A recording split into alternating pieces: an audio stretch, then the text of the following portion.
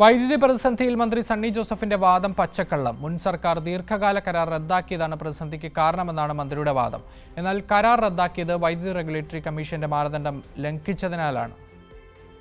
നിലവിൽ സംസ്ഥാനം നേരിടുന്ന വൈദ്യുതി പ്രതിസന്ധി പരിഹരിക്കാൻ UDF സർക്കാരിന് കഴിയുന്നില്ല.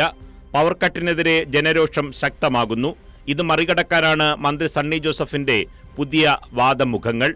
മുൻ സർക്കാർ ദീർഘകാല കരാർ റദ്ദാക്കിയതാണ് പ്രതിസന്ധിക്ക് കാരണമെന്നാണ് മന്ത്രിയുടെ ആരോപണം.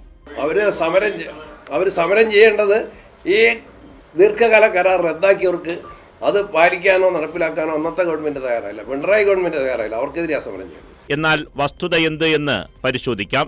ദീർഘകാല കരാർ റദ്ദായത് എങ്ങനെയാണെന്ന് മുൻ മുഖ്യമന്ത്രി തന്നെ വ്യക്തമാക്കുന്നു. ഞങ്ങൾ തീരുമാനിച്ചത് ആ വൈദ്യുതി കരാറുമായി മുന്നോട്ട് പോകാനാണ്. ഈ വ്യത്യസ്തതയുള്ളപ്പോൾ തന്നെ നാടിൻ്റെ പൊതുവായ താല്പര്യം കണക്കാക്കി ആ വൈദ്യുതി കരാർ അംഗീകരിച്ച് മുന്നോട്ട് പോകാനാണ് LDF സർക്കാർ നടപടിയെടുത്തത്. ആ നടപടിയുമായി മുന്നോട്ട് പോകുമ്പോൾ നമ്മുടെ റെഗുലേറ്ററി കമ്മീഷൻ അവരുടെ അനുമതി നേരത്തെ വാങ്ങേണ്ടതായിരുന്നു. ഇത്തരമൊരു കരാറിലേക്ക് പോകുമ്പോൾ UDF സർക്കാർ ആ അനുമതി വാങ്ങിയിരുന്നില്ല. അവരുടെ മുന്നിൽ ഈ പ്രശ്നം സജീവമായിട്ട് നിൽക്കുന്നുണ്ടായിരുന്നു. ആ റെഗുലേറ്ററി കമ്മീഷൻ ഇതുമായി ബന്ധപ്പെട്ട് പരിശോധിച്ച് അവരുടെ അവസാന തീരുമാനം പിന്നീട് വന്നു. അത് റദ്ദ് ചെയ്യുന്നതായിരുന്നു. ആ റദ്ദ് ചെയ്ത തീരുമാനത്തിനെതിരെ ആകാവുന്ന നടപടികളെല്ലാം ഞങ്ങൾ സ്വീകരിച്ചു. അത് വെറുതെ വിട്ടുകളയല്ല ചെയ്തത്.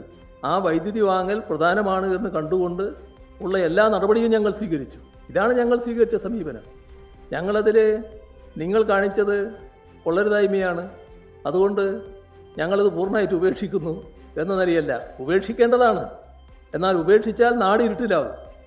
അതല്ല നല്ലത്. നാടിൻ്റെ താല്പര്യം സംരക്ഷിക്കലാണ് നല്ലത് എന്ന് കണ്ടുകൊണ്ടുള്ള നിലപാടാണ് ഞങ്ങൾ സ്വീകരിച്ചത്. ഇത് മറച്ചുവെച്ചാണ് മന്ത്രി സണ്ണി ജോസഫിന്റെ വസ്തുതാവിരുദ്ധമായ ആരോപണങ്ങൾ. കൈരളി ന്യൂസ്, തിരുവനന്തപുരം.